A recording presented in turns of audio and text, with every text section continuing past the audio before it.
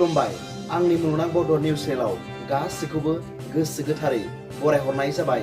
बे समाव आं नोंथांमोननि सिगाङाव फुंबिलिनि मोननैसो खौरां लाना फैलायबाय। अन्नानै भिडिअखौ जोबजासिम फारि फारि नायलांदो। गिबि रादाबाव दं बिटिआर सरकारनि सोलोंथाइ बिफाननि गोनांथार बिथोन।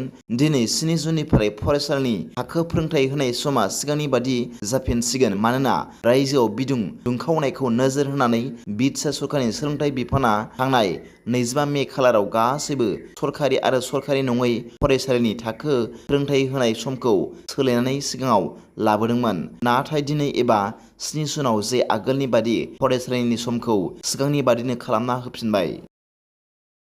नैथि रादाबाव दं थांनाय बुधबारनि मोनायाव नगावनि सामागुरि ओनसोलनि बरदलाव जायगानि सुबुंफोरा गंसे गारिखौ खावनानै होयो। खौरां बायदिब्ला जायगानि सुबुंफोरा ननाय ओनसोलनिफ्राय गंसे कारखौ होसोदोंमोन जाय अजद होनाय बायदि जिब जुनार खावनायजों लोब्बा दंमोन आरो नगावनि सामागुरिनि मोनसे गामियाव हमनो हादोंमोन। गामिनि सुबुंफोरा सन्देह गोनां कारखौ होबथानायनि उनाव सानै सुबुङा खोमसिनि खाबु लानानै खारखोमालांनो हादोंमोन। फारसेथिं सानै गुबुन बिसोरखौ हमनो हादोंमोन आरो पुलिसनो गथायना होदोंमन।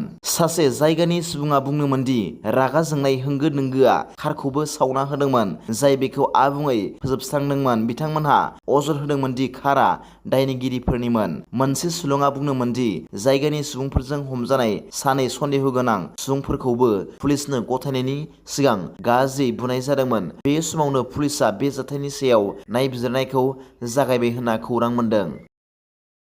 थामथि रादाबाव दं बर' हारिनि थाखाय गोजोनथाव बाथ्रा। खौरां मोननाय बायदिब्ला बर'नि फिसा दुलु ब्रह्मआ क'क्राझारनि CITनि Ph.D नि डिग्रीखौ मोनफुंनो हानानै दिनै ओनसोलनि गेजेरावनो मोनसे रंजाखांनाय थासारि सोमजिहोदों होनना मिथिनो मोन्दों। डक्टर दुलु ब्रह्मआ क'क्राझार जिल्लानि सिङाव थानाय सिफखायनि 3 नं सिलखिखाता गामियाव जोनोम मोन्दों।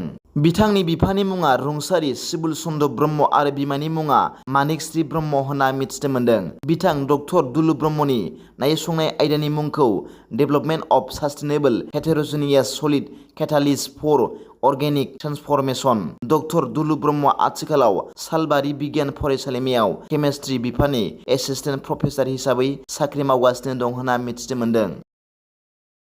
ब्रैथि रादाबाव दं पेट्रल आरो डिजेलनि बेसेना आरोबाव फिन बांबावबाय। खौरां मोननाय जादों दि ल'कसभा बिसायख'थिनि फिथाइ फोसावनायनि उनाव गासै रायजोआव पेट्रल आरो डिजेलनि बेसेना मोनसे गिदिर बांनाय नुनो मोन्दों। सुलुंनि बायदिब्ला पेट्रलनि बेसेना 1.2 रां बांदों, डिजेलनि बेसेना 1.1 रां बांदों। थावनि बेसेना हरखाबै बांनायजों गोबां सुबुंफोरा सोमोनांदों।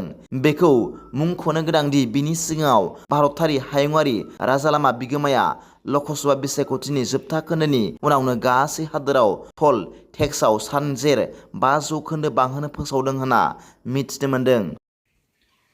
दिनैनि फुंबिलिनि मोननैसो खौरांफोरा दा बेखिनिल'मोन। भिडिअखौ मोजां मोनदोंब्ला आंनि बे मुलुगनां बड' निउस चेनेलखौ अन्नानै साबस्क्राइब खालाम। जायफ्रा गोदानै नायदोंब्ला एसेनोसै, गोजोन्थों।